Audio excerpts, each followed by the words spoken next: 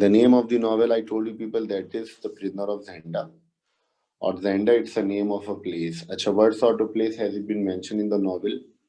ये तो आप लोगों को बाद में पता चलेगा. Right now we don't have this discussion, that I'm not going to tell you people. अच्छा, the name of the writer, I told you people, that was Sir Anthony Hope.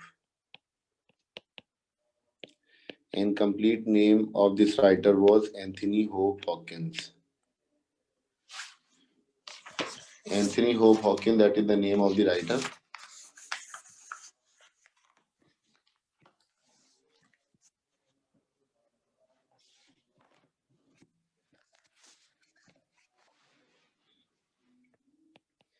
He was born 1863 and he died in 1933. This novel was written down in 1893. ये मैं आपको बता चुका हूँ, मैं सिर्फ आपको रिव्यू करवा रहा हूँ. और 1894 के अंदर this novel was published. इस नॉवल को पब्लिश 1894 में किया गया था. अरे ये जो एंथनी होप लिखा हुआ है, that is the pen name of the writer. ये राइटर का तखल्लुस है, वो इस्तेमाल किया जाता है. और हॉकिंस जो है ये इनका सर नेम है. तो Anthony Hope Hawkins, that is the complete name of the writer. और सर का जो टाइटल इनको दिया गया, basically he was given the Nobel prize in 1918. 1918 के अंदर इनको नोबेल प्राइज दिया गया.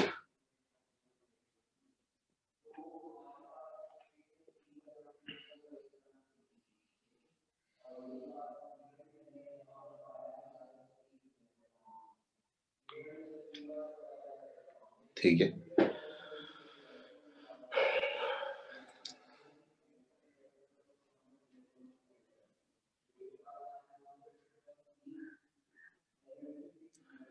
और ये जो नॉवेल द प्रिजनर ऑफ ज़ेंडा है ना, that was the 6th novel of his life. Basically he was a lawyer.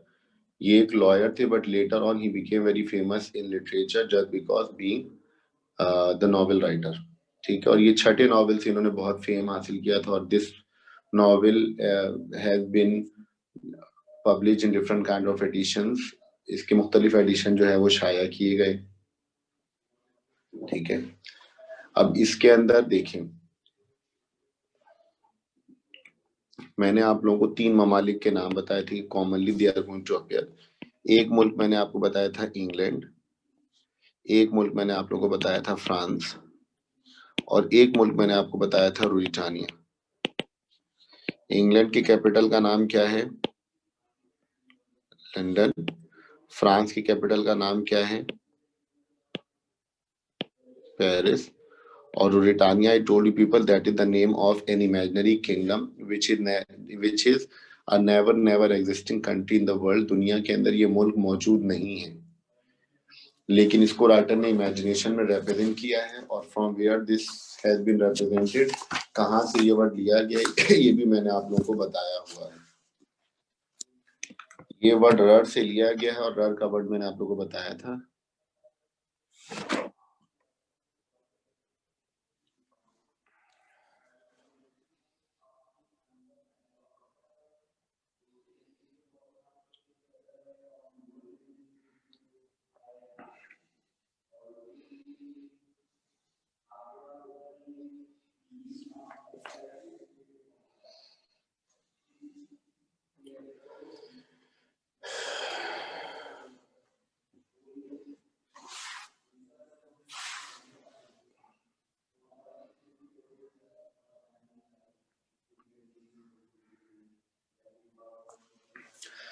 और रूडी डे आग्ने का जो कैपिटल मैंने आपको बताया था, that I told you people is चेल्सा. इंग्लैंड के अंदर इंग्लिश इज स्पोकन, फ्रांस के अंदर फ्रेंच इज स्पोकन, ब्रिटानिया की जो mother language, I told you people, German language. और आसान लफ्जों में हम इसको ब्रिटानियन लैंग्वेज कह सकते हैं. अब चूंकि ये मुल्क दुनिया में मौजूद नहीं था और ना है, तो बज़ाहिर ब्रिटानियन वर्ड तो नहीं बनना चाहिए,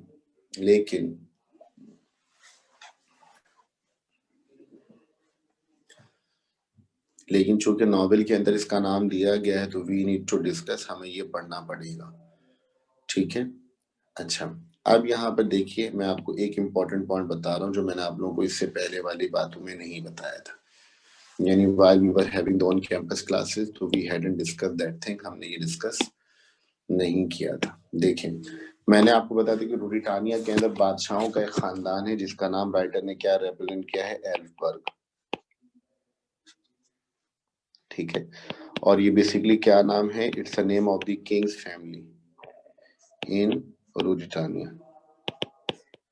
रूरिटानिया के अंदर बादशाहों के खानदान का नाम, और that is also an imaginary name, ये भी एक इमेजिनरी नेम है, इसका हकीकत से कोई ताल्लुक नहीं है। ठीक है, इसी तरीके से एक खानदान का नाम है जिसका नाम है रेसेंडल।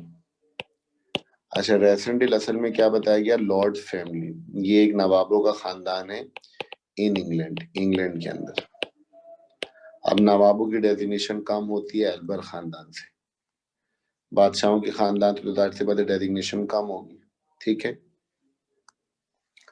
तो what are we suppose to discuss, हमें इस पर डिस्कस क्या करना है, इस बात को जरा देख लीजिएगा आप लोग। ये जो एल्बर खानदान है ये ब्रिटानिया के अंदर बादशाहों का खानदान है, और रेसेंडल जो है ये किसका खानदान है, लॉर्ड फैमिली, नवाबों का खानदान है इंग्लैंड के अंदर।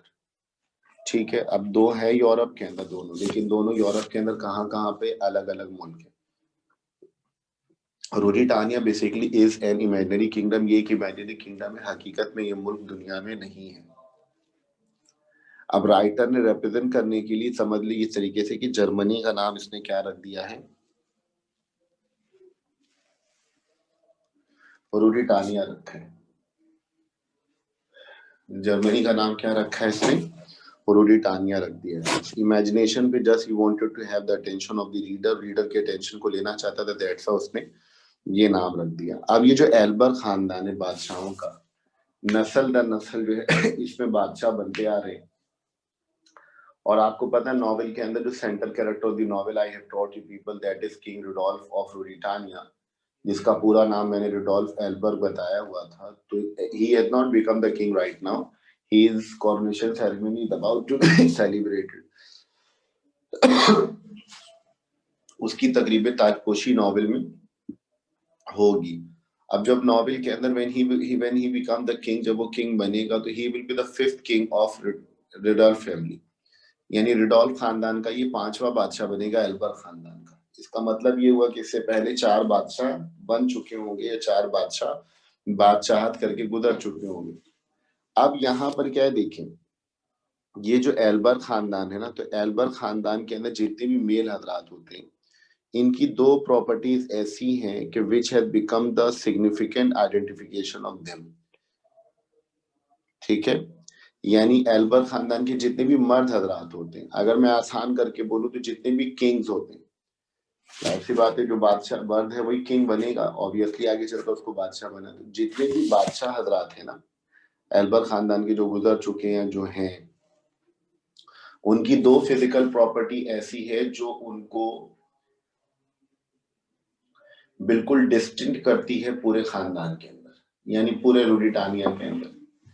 और वो ऐसी प्रॉपर्टी है जो इसके अलावा रूरिटानिया के अंदर किसी और के पास मौजूद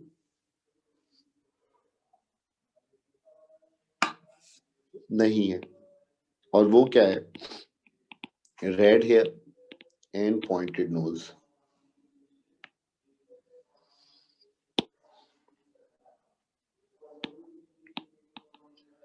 red hair and pointed nose, यानी एल्बर खानदान के जो बादशाह हैं, यानी जो मर्द हजरात हैं, उनकी फिजिकल प्रॉपर्टी क्या मशहूर है कि उनके सर पर जो उगने वाले बाल हैं वो रेड कलर के होते हैं, स्टेन कलर के, और पॉइंटेड नोज है, इनकी नाक थोड़ी ऊंची है।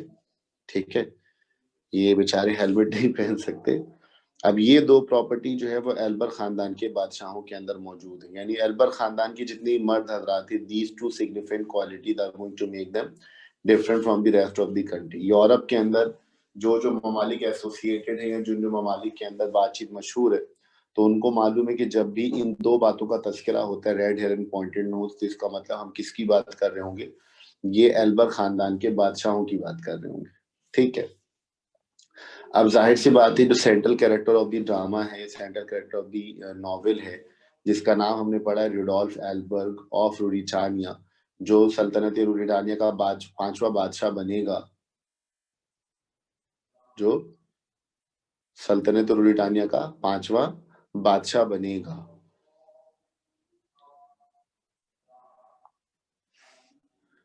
जो सल्तनत रूरिटानिया का पांचवा बादशाह बनेगा तो उसकी फिजिकल प्रॉपर्टी भी यही होगी, red hair and pointed nose. ठीक है, लेकिन यही दो प्रॉपर्टी जो है नॉवेल में रिप्रेजेंट किसकी की है, हीरो ऑफ द नॉवेल की। यानी हीरो ऑफ द नॉवेल कौन है, रुडोल्फ रेसेंडेल। यहां मैं स्लाइड थोड़ा सा चेंज करूंगा, देखिए मैंने यहां पर एक नाम लिखा रुडोल्फ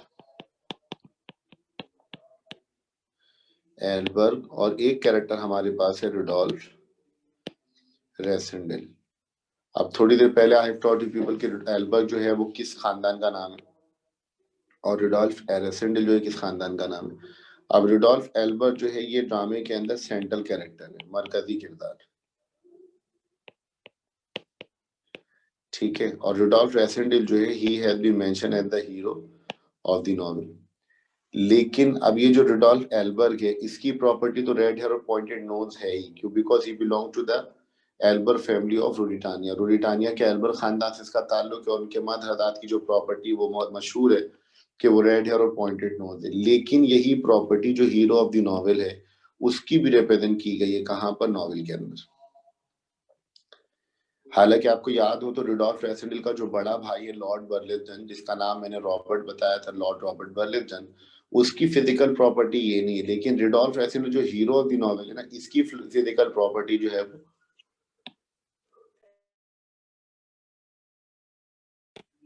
रेड हेयर और पॉइंटेड नोज मेंशन की गई। इसको आप यूं समझ सकते हैं कि इन दोनों को राइटर ने नॉवेल के अंदर आइडेंटिकल रिप्रेजेंट किया। आइडेंटिकल का मतलब समझते हैं ना, बिल्कुल हू बहू एक जैसे, जिसको हम जुड़वा भी कह सकते हैं, लेकिन ये जुड़वा नहीं है क्योंकि एक इंग्लैंड में और एक रूरिटानिया में है, तो ऐसा मुमकिन नहीं है। एक बादशाहों के खानदान का नाम है और दूसरा जो है वो रेसिडेंट, ये नवाबों का खानदान है। एक रूरिटानिया में और दूसरा इंग्लैंड के अंदर मौजूद है, तो इनका जुड़वा होना मुमकिन नहीं है। अब many question can arise in your mind, बहुत सारे सवाल आपके जहन में पैदा हो सकते हैं कि सर एक रूरिटानिया में और एक एल्बर्ग में राइटर ने ऐसा क्यों रिप्रेजेंट किया है।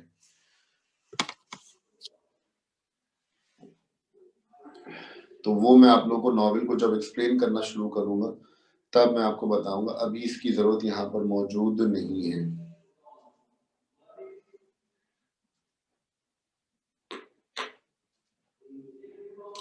अभी सिर्फ मुझे ये आपको ये बताना था कि रुडोल्फ एल्बर्ट जो कि central character of the drama है, और रुडोल्फ रेसेंडेल जो the hero of the novel, ये दोनों के दोनों आइडेंटिकल रिप्रेजेंट किए गए हैं नॉवेल के अंदर। यानी they are inch by inch same, ये बिल्कुल एक जैसे हैं। इनको डिट्टो हूबहू एक जैसा रिप्रेजेंट किया गया है। इनका लहजा, इनकी आवाज, इनकी गुफ्तगू का अंदाज ऑलमोस्ट, कुछ जगह पे डिफरेंस है। अब वो डिफरेंस कहाँ पर है और क्यों है, ये तो मैं नॉवेल के अंदर आपको रिप्रेजेंट करूंगा। अच्छा, ये जो रुडोल्फ एल्बर्ग है, who is the central character of the novel, he has been mentioned as a very careless person. यानी he is fond of roaming here and there, he is fond of visiting the places here and there। इसको घूमने फिरने का, he is fond of outing, इसको घूमने फिरने का बड़ा शौक है और बड़ा केयरलेस है। हालांकि बादशाह बनने वाला है, लेकिन इसको बादशाह बनने पर ना तो इतनी एंजाइटी है ना इतनी क्यूरियोसिटी है। अब इसने किया क्या है, बेसिकली याद रखिएगा कि ये जो रुडोल्फ एल्बर्ग जो central character of the novel है, इसने अपना ज्यादातर वक्त गुजारा है बाहर ममालिक के अंदर, he is been in abroad. और इसका एक अदद भाई स्टेप ब्रदर भी है जिसका नाम ब्लैक माइकल है, हुई the villain of the novel. तो जो पिछला बादशाह था, जब तक वो बादशाह करा तब तक ये था ही नहीं अपने मुल्क के अंदर, ये बाहर रहा। अब जो पिछले बादशाह की डेथ हो गई, now it's his turn to become the king. अब इसकी बारी है बादशाह बनने की, तो अब ये आया है बादशाह बनने के लिए। सही है, तो लोगों से इसका इंटरेक्शन जो है वो कम रिप्रेजेंट किया गया। हालांकि रुडोल्फ रेसेंडेल थोड़ा सा केयरलेस तो है, ये जॉब वॉब तो नहीं करता। He has been mentioned as 29 years old in the novel. Novel में उसको 29 साल का रिप्रेजेंट किया गया है, लेकिन अपनी तबीयत के लिहाज से ही very sincere and mature personality. और इसके जो नॉवेल के अंदर स्टेप्स होंगे और जो अदाकारी इसने की है, जो इसका किरदार राइटर ने रिप्रेजेंट किया है, ये बहुत ही शानदार किस्म का रिप्रेजेंट किया है।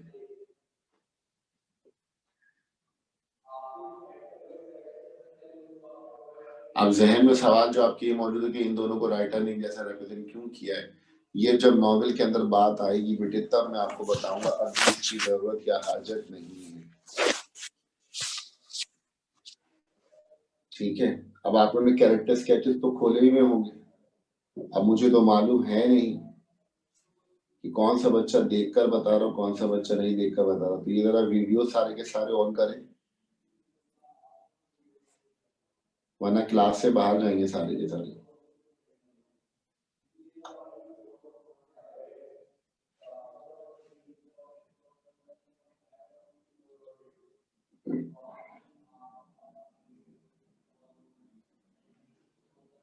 चले जज्बात पे मत आइएगा, मैं ऐसे ही थोड़ा सा धमकाने के लिए कह रहा था, एक बच्ची तो भाग गई वहां में।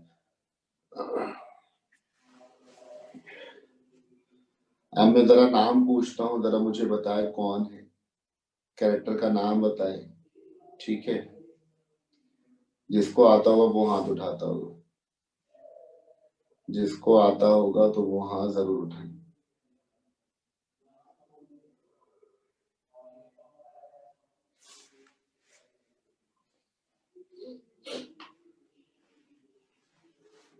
Who is the heroine of the novel?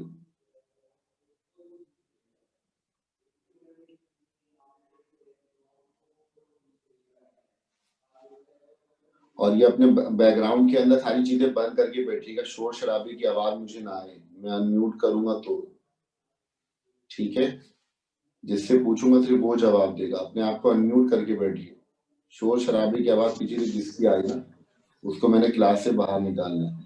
मैंने पूछा who is the heroine of the novel, तो जरा हमाद बताइए कौन है हीरोइन ऑफ द नॉवेल।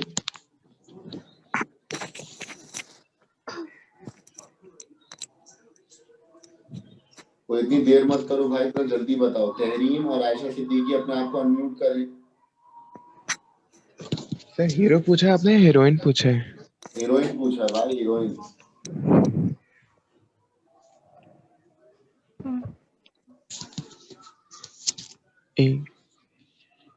मैं इसका नहीं पता पूछा है, हीरोइन को लाने नहीं कहा है। सर, हीरोइन का नहीं, मुझे हीरो का पता मिलेगा, आपने हीरो का पूछा है। अच्छा, मतलब आप हीरोइन को लाने तो नहीं चले गए ना। अच्छा माहम फातिमा, आप बताइए who is the heroine of the novel. Sir, Princess Flavia, cousin of King Rudolph. Princess Flavia. All right, Tahreem Tanveer, आपने अपने आप को अनम्यूट नहीं किया हुआ है ना, मरियम जावेद ने किया है ना आयशा सिद्दीकी ने किया है। हाथ उठा के फायदा क्या, मैं सवाल फिर किससे पूछूंगा।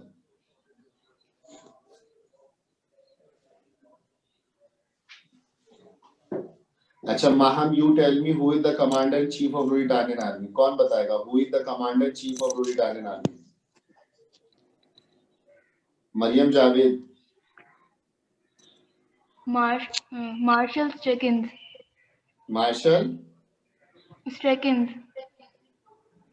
इसकी स्पेलिंग क्या है? MARSHALSTREKENCZ।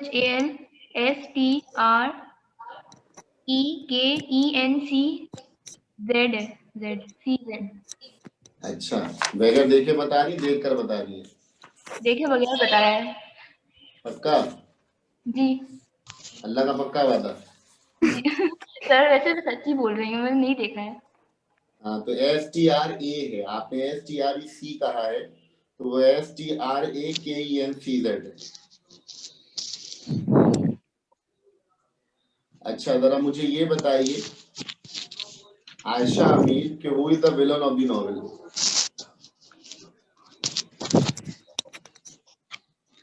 Ayesha Ameer, who is the villain of the novel.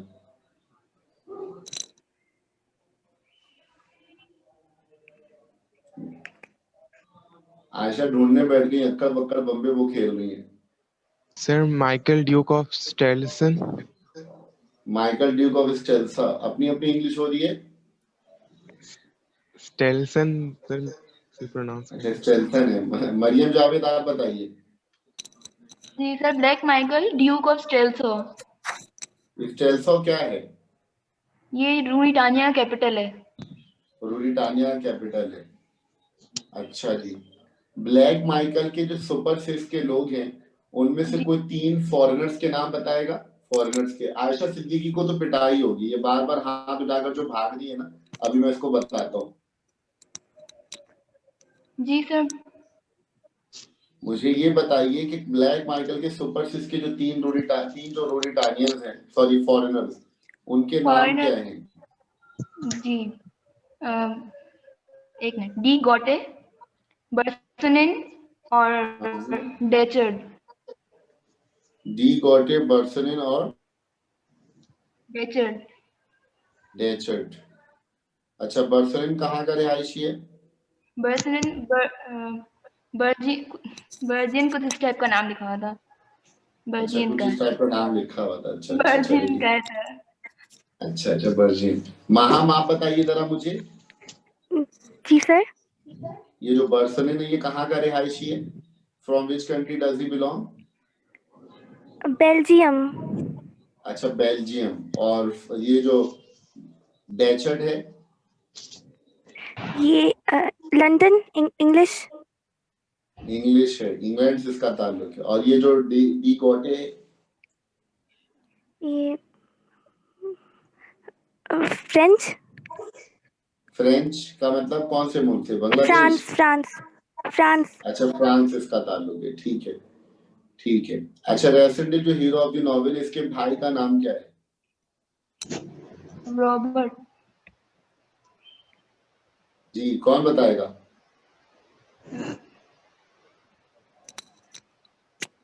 Ayesha अमीर, आपको मालूम है? लॉर्ड बर्लिस्टन। ये नाम है या टाइटल है? सर रॉबर्ट नाम है। ये टाइटल था, रॉबर्ट नाम था। रॉबर्ट नाम था। और रेसेंडली के भाभी का नाम क्या है? वालेकुम अस्सलाम। ये देखिए भाई, लोग आ गए शकरकंदी बेचने के लिए। भाभी का नाम रोज। रोज है। उसका टाइटल क्या बताया था? लेडी बर्लिस्टन। लेडी बर्लिंगटन उसका नाम था। गुड है। अच्छा, what is the name of the poet and journalist who is living in Paris? Bertram Bertrand. पूरा नाम बताएं। जी बर्ट्रम बर्ट्रैंड। Bertram Bertrand. अच्छा जी, अच्छा जी। And the lady whom he loved, जिस लड़की से या जिस खातून से मोहब्बत करता है, उस खातून का नाम क्या है? आयशा? आयशा सिद्दीकी।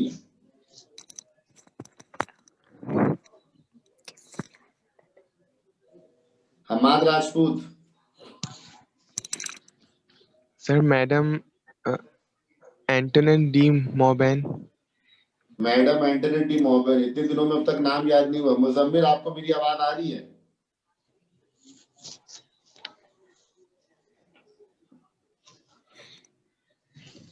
मुजम्मिल को आवाज आ रही है या नहीं? सिग्नल का मसला हो रहा होगा ना मुजम्मिल?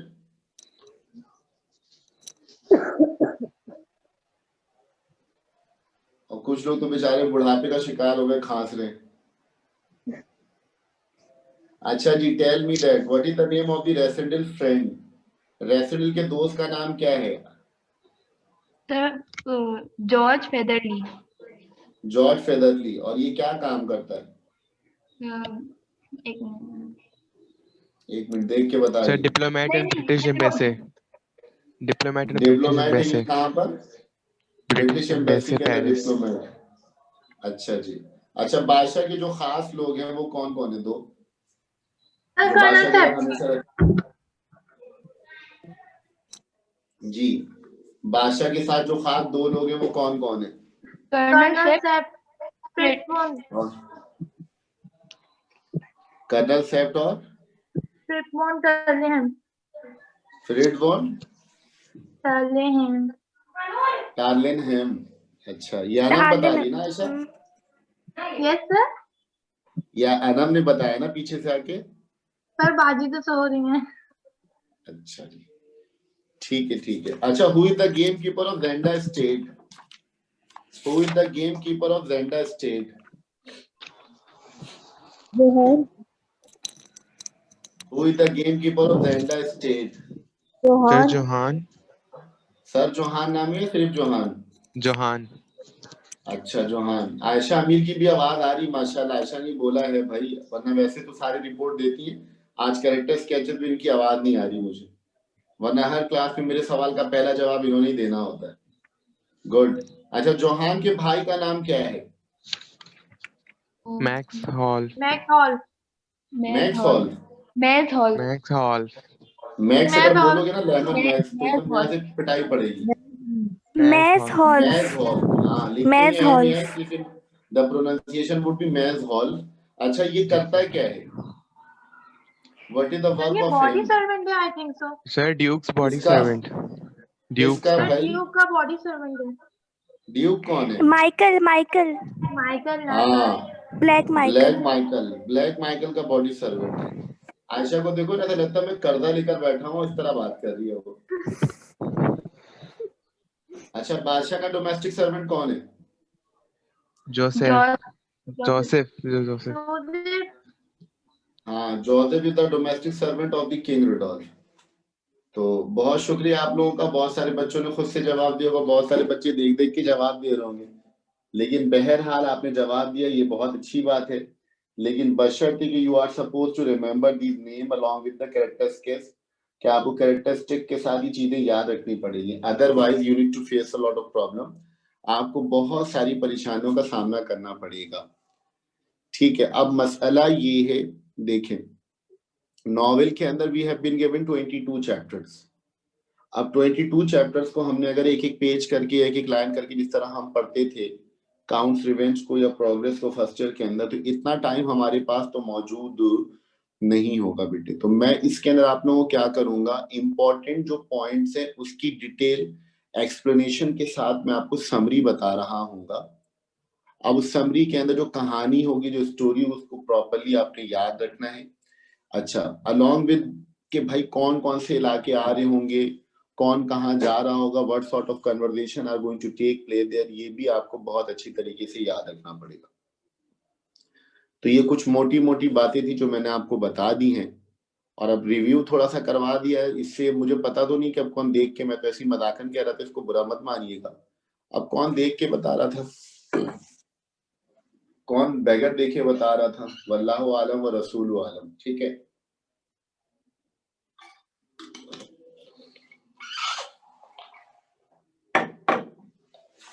ऑलराइट। तो इंशाल्लाह सैटरडे क्लास के अंदर हम नॉवेल को शुरू करेंगे बेटे, और हर क्लास के अंदर नरेशन के छोटे छोटे लेक्चर जो है वो चलते रहेंगे। तो इंशाल्लाह अगली क्लास के अंदर मुलाकात होगी, तब तक अपना बहुत सारा ख्याल रखिएगा, दुआ में याद रखिएगा। अल्लाह तबारक व तआला आपका, आपके घर वालों का और बिलखुसूस आपके वालिदैन का